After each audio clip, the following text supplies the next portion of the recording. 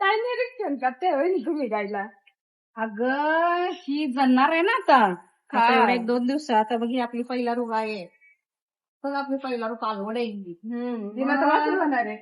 मग त्याच्यामुळं हिचं वार किती वेळात पडल, अडकल काय, चांगली वळी काय, कारण की वारेवर लक्ष ठेवायचं. जार आपला जो जार पडतोय तो त्याच्यावर, त्याच्यासाठी निरीक्षण करायला लागलंय तिचं.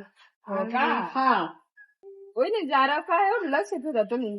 अगं कारण की ह्या जार पडतोय की नाही गाईचा, गाई आल्यावर आपली कालवा काही कालवड आहे पहिला बघ.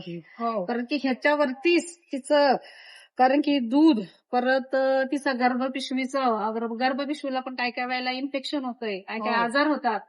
तर आणि त्याच्याशिवाय दुसरं म्हणजे जे गाई माझ्यावर येते रिपीट होते, परत गाप धाप धरत नाही. हे सगळं गाय गेल्यानंतर जर जार अडकला तर त्याचा काय परिणाम होतोय, कशामुळे तुम्ही लक्ष ठेवता का?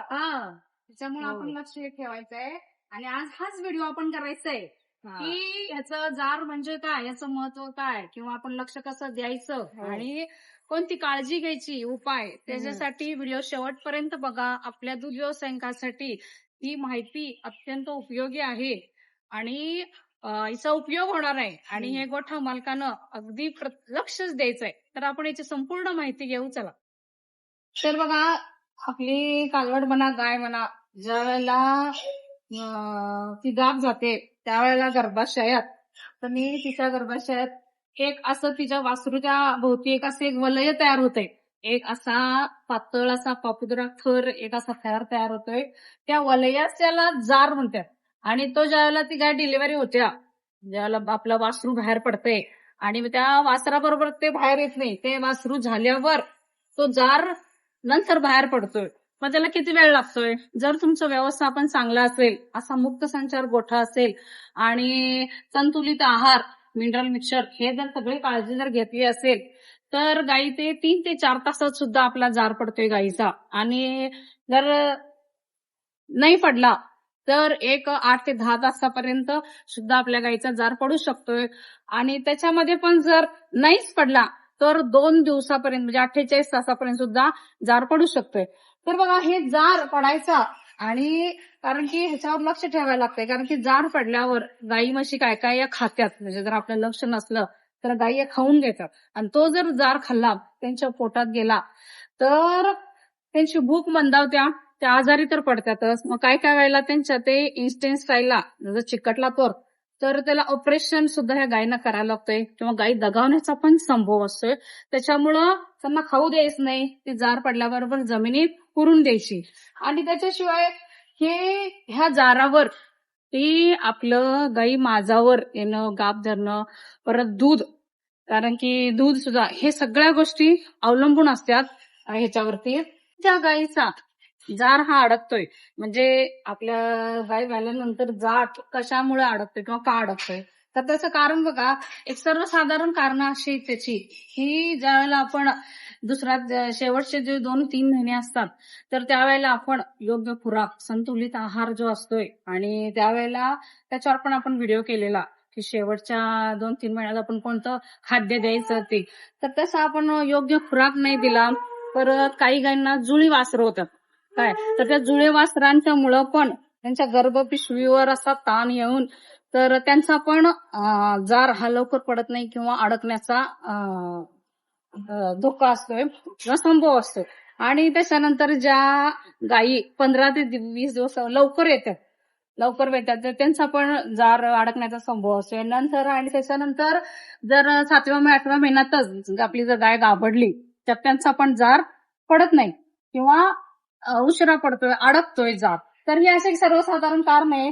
अशी जुळे वासर असली, लवकर आली, संतुलित आहार नाही दिला, गाय अशक्त असली, आणि जास्त पण अशी चरबी झाली तरी सुद्धा, तर बघा हा जार जर अडकला आणि तर तो कधी हातानं ओढून काढायचा नाही. डॉक्टरांना जे तज्ञ डॉक्टर असतात त्यांनाच काढायचा, कारण की तो जार व्यवस्थित त्याच्या सुकून व्यवस्थित काढावं लागतो. त्यामुळे तज्ञ डॉक्टरांच्या सल्ल्यानं हा जार काढून घ्या, कारण की त्या जार आतच राहिला तर तो सडण्याचा किंवा इन्फेक्शन होण्याचा धोका असते आणि त्याच्यामुळे काय होते गर्भाशयाचा एक दाह तयार होते त्यांच्या गर्भपिशवीमध्ये आणि तो गर्भाशयाचा दाह की त्या दाहामुळं की जे आपण म्हणतो ना रिपीट होतात गायी वारंवार कारण की आमची गायी आता व्याली तरी पण व्याल्यापासून लागतच नाही आणि किती वेळा आपण भरवली तर हा एक गर्भाशयाचा दाह तयार होतोय मग त्या वारेचा जारेचा जर तो आतच राहिला तो सडला जर ती पूर्ण घाण त्याची निघाली नाही तर त्याच्यामुळे सुद्धा रिपीट होतात बघा गायी मग लाभत नाही गाभ धरत नाही खायला आणि दुधावर परिणाम होतोय आणि मग गाई व्याल्यानंतर मग जिला ताप येणं मग ते भूक मंदावणं परत असे सगळे प्रकार चालू होत्या ते फक्त आपल्या या जार पडला गायीचा जार पडला नाही अडकला तर त्याच्यासाठी सुद्धा तज्ञ डॉक्टरांचा तुम्ही सल्ला घ्या चांगल्या डॉक्टरांच्याकडून गर्भपिशवीमध्ये गोळ्या सोडा परत इंजेक्शन द्या आता कोणत्या गोळ्या आहे कोणते इंजेक्शन हे तुमच्या त्याच्या डॉक्टरांच्या तुमच्या डॉक्टरांच्या सल्ल्यानुसार ते सोडतील तशा पद्धतीनं द्या आणि कारण की याच्यावर उपाययोजना तात्काळ करावीच लागते या जार पडण्यावर जार अडकला आणि लवकर नाही पडला तर ह्या जारीकडे आपण लक्ष ठेवायचंच आहे गोठा मालकानं आणि याच्यावर उपाय तर की संतुलित आहार जो शेवटचा आपण जो गाभण काळातला असतो तो संतुलित आहार द्यायचं मिनरल मिक्सचर द्यायचं आणि जो जार जर अडकला तर तो तुमच्या तज्ञ डॉक्टरांच्याकडूनच काढून घ्यायचा आणि त्यांच्यावरून लवकरात लवकर ह्याच्यावर उपाय करायचा पण आणि ह्याच्यात अजून एक लक्ष देण्याची आणि अजून एक गरज असते ती म्हणजे गाय व्याल्यानंतर एक 8 ते 10-15 दिवस गाय आपली घाण टाकते तर त्याच्याकडे सुद्धा गोठा मालकानं एक लक्ष ठेवायचं आपली गाय घाण टाकते का नाही कारण की गायीनं घाण टाकलीच पाहिजे त्या गर्भपिशवीतली ते कोठा जो तिचा असतोय तो साफ व्हायला लागतोय आणि ती त्याच्या लक्ष द्यायचं की हिची घाण 8-10 दिवस पडत असते ती पडते का नाही कारण की जर एखाद्या गायीची जर ती घाण टाकत नसली गाय व्याल्यानंतर तर ती त्याच्या गर्भपिशवीमध्ये साचून राहण्याची शक्यता असते आणि ती जर आतमध्ये जर साचला तर काय होते त्याचं की गाय व्याली पण 1-2 दिवसानंतर आपण मग आमच्या दुधावर गाय कमी झाली आणि दूध कमी झाली ती पाना पण सोडत नाही ती पाना सोडत नाही तिचं दूध कमी होतंय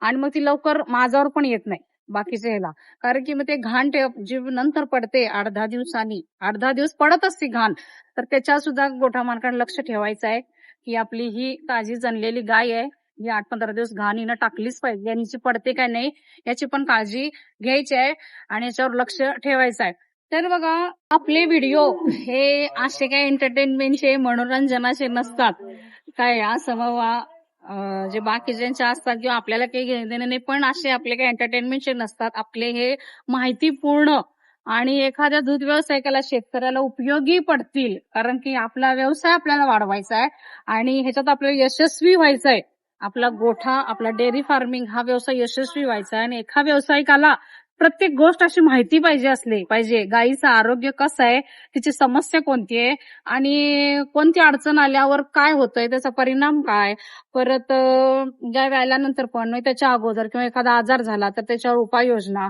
तर घाबरून न जाता त्याची आपल्याला परिपूर्ण माहिती असावी याच्यासाठी हे मी व्हिडिओ बनवते आणि मला ते व्हिडिओ बनवायचे अजून पण तर त्याच्यासाठी तुम्ही सगळेजण सोबत राहा आणि आपल्या चॅनलला सबस्क्राईब करा लाईक करा कमेंट करा मी अर्चना गुंडे साई गंगा डेअरी फार्म